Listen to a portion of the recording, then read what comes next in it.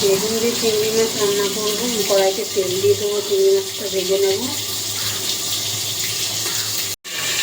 এদিকে তেল গরম হয়ে গেছে, হলুদ মাখিয়ে একটু তেল দিয়ে দেবো।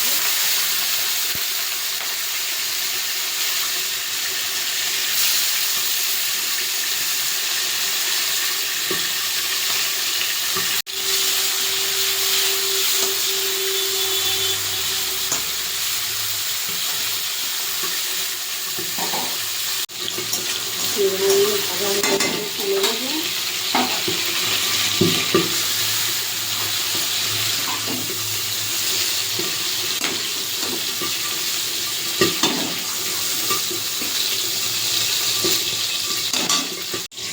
কড়াইতে একটু সরষের তেল দিয়ে দিয়েছি, এক চামচ কালো জিরে ফোড়ন দিয়ে দেবো। দুটো পেঁয়াজ ফোড়ন দিয়ে দেবো।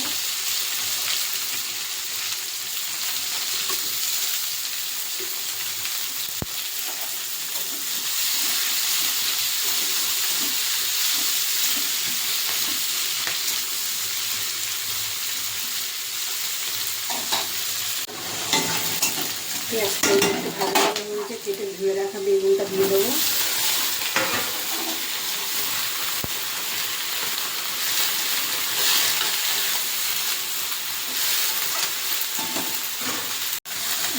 দিয়ে দেবো বেগুনের পরে।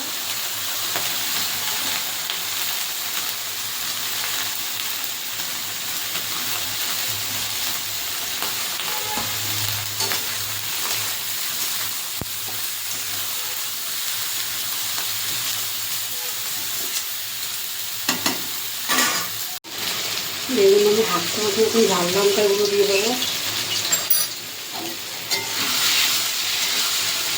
বেগুনটা নরম হয়ে গেছে, ভেজে রাখা চিংড়ি মাছটা দিয়ে দেবো।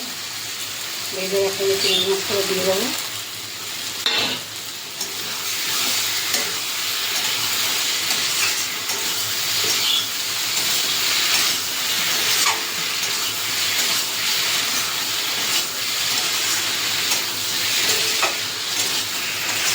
এখানে মিষ্টি দেবো না, আপনারা চাইলে মিষ্টি দিতে পারেন। যে বেগুনের ভাত হয়ে যাচ্ছে, নামিয়ে দেবো। কিছু কাঁচা লঙ্কা দিয়ে দেবো।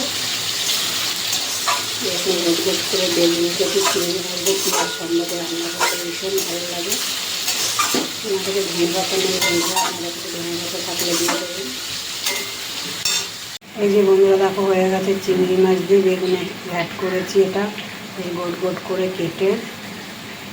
ভালো লাগলে একটা লাইক কমেন্ট করে দেবেন আর সাবস্ক্রাইব করে দেবেন। এইভাবে বন্ধুরা বেগুনের তরকারি করলে মানে গোট গোট করে কেটে আমরা ঘ্যাট বলি, খুব ভালো লাগে খেতে এটা। আপনারা চাইলে একটু মিষ্টি দিয়ে দেবেন, আমি মিষ্টি দিইনি, মিষ্টি দিলে একটু ভালো লাগবে খেতে।